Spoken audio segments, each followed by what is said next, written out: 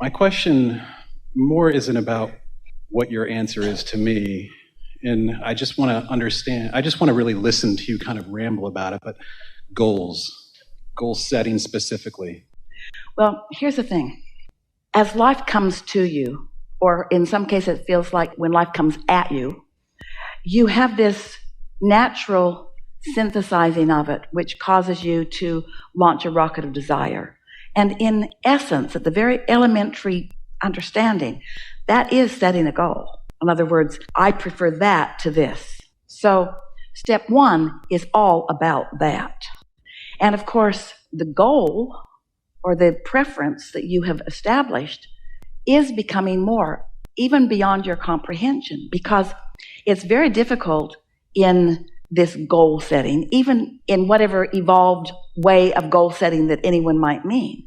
The thing about these intentions moving forward and law of attraction getting hold of them and responding, because when you ask, it is always given, is this law of attraction gathering of the cooperative components factor that we were talking about earlier, so that your goals are actually more all-inclusive of everything that you are and everything you want, even the intentions or goals, you might say, that you had coming into this physical experience.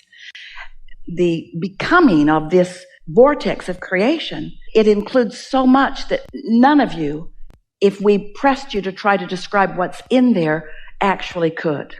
Because it is so comprehensive and it is so big and it matters so much and it is about so many things.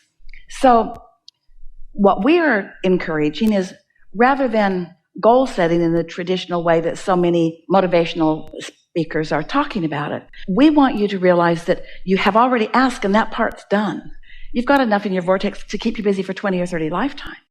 You've done that, and step two has taken place too, because source attention upon it has caused it to gestate until it is ready to come out and play with you. It's being revealed all the time.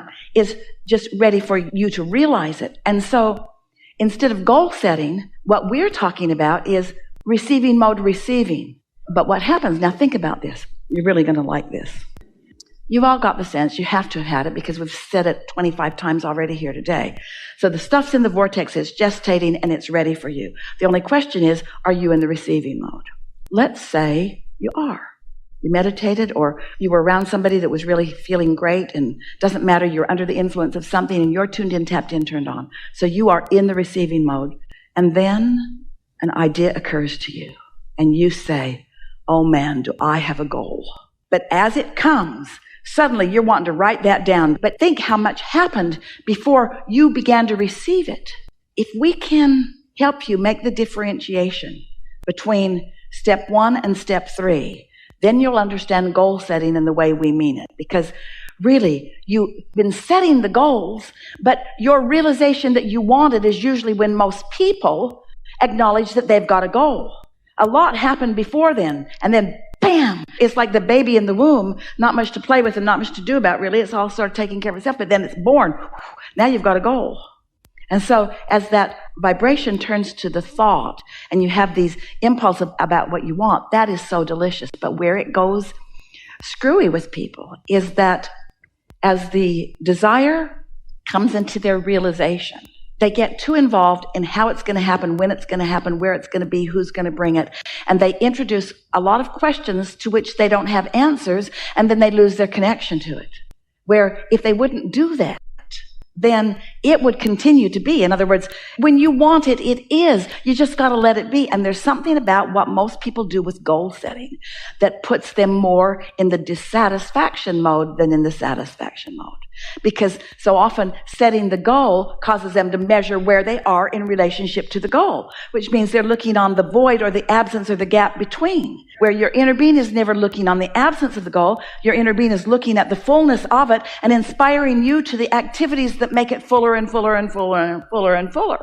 So words are just words and they don't matter very much. And maybe some people are using the word goal and they mean something different than what we have just implied. I think more professionally, I get caught up in, not necessarily caught up, but I love the way that you speak about goals and about setting intentions for your life. And the way that professionally I've been shown is the correct way, or the correct way to some sort of success, is to write them down and to go through this process of saying, I want to be here in 5 years, I want to be there in 10 years. And that to me has always felt disruptive to coming into an alignment first and then just allowing it. So what I'm asking, is it really okay to just let myself be happy, forget the goals, and just go for it and let it happen? Yes. But this is why. We want to clarify something that you said. Is it really all right for me to just be happy and forget the goals? And we're going to take a little issue with that because your inner being didn't forget them. And when you think about them, you're usually contradicting them. Did you hear that differentiation? We're not teaching you to give up on your desires. You can't. We're teaching you to let your desires manifest. And there's something about keeping score, keeping track of where you are, that doesn't let them manifest because it keeps activating where you are, which is the opposite of what's in the process of becoming. Oh, you have helped us. You have hit right upon the thing that trips humans up. The reality of what is prevents you from moving into more satisfying reality. What is way too compelling to you. You measure it, you compare it, you talk about it, you pigeonhole it, you insure it, you do all those things with what is, and it prevents you from the journey into the more and the more and the more. When you think about what you want and why you want it, you're usually in a much more allowing place than when you think about how you're going to get it and when it's going to come and who's going to bring it and that sort of thing. Now, there's something else that you said. We're really happy to have this conversation. This matters. If you've been listening to us for a while, you may have listened to us in environments like this or read books that we've written as we've offered everything that we could find in the moment that would cause you to be more allowing. That's always our intention, to get you to be more allowing of what you're asking for. Every process that we've ever written, and there are lots of them, are about you getting into a place where you're allowing what you're asking for more. Today, we're not talking so much about those processes where I want this and I don't want this, so I'll just make myself think about this. Well, usually when you mean to think about this, you're thinking about this, because whatever's the most active within you is what you're going to think about. So we've written lots of processes to help you move that. But there is a much easier way, which is quiet your mind so that's not active, and then the only mind that is active is your inner being that already knows what you want and where you are in relationship to it and how to move toward it, step by step by step. Did you follow that? Your inner being knows. And so if your discontent thought isn't active, and it won't be when you're meditating, then you'll practice the vibration of what it is you want. And the more you practice the vibration of what you want, and the less you practice the vibration of its absence, then the more you allow more of what you want. It's just a natural product of the way the laws of the universe work. However, once you are in alignment with who you are, thinking about it in greater detail is so satisfying. So our answer to your question is, if you are under the influence of your inner being and you are tuned in, tapped in, turned on, you can turn your attention toward those delicious ideas of what you want and when you want it, and all it will do is exhilarate you more, and you'll feel more and more and more satisfaction as you think about, in 5 years I'll be here, and in 10 years I'll be here, or whatever. If you're under the influence of what your inner being knows, then every bit of that will be delicious to you. But if you're under the influence of not having enough and you're setting those goals, then the exact opposite happens. Ooh. All right. So I've said something really, really big here, and that is know what you're under the influence of. We have offered to Jerry and Esther, and they have found artists, and their publisher found magnificent artists, and we've created 6 card decks. We call them well-being cards. The publisher calls them affirmation cards. And we've been saying for a long time, when you affirm from inside the vortex, it's such a good idea. When you affirm from outside the vortex, it just digs you into your hole deeper. For example, if you'd meditated or been making love or been in love or been swimming or been at the beach or whatever, so that you're under the influence of source energy, you're tuned in, tapped in, turned on, and you were to sit with any one of those decks, there's 6 different ones, and you were to just leaf through them and just sort of absorb with your eyes the beauty of the art, because the art is vibrationally accurate in every case, we made sure, and read the words, from your state of alignment, the momentum of your alignment would increase. And you would feel satisfaction becoming more and more and more and more and more, and more of what you are wanting regarding the subjects. These card decks are on different subjects of desire. Regarding the subject would come into your experience.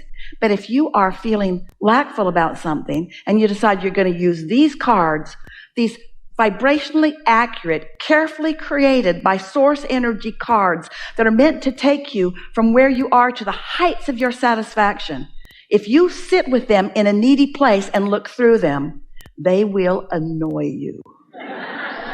And you know that from your own goal-setting experience. Sometimes it's just annoying to even contemplate it. Well, that's because you're not under the influence of what you want. You're under the influence of where you stand in relationship to, and it's like pushing a noodle. You cannot get there from there.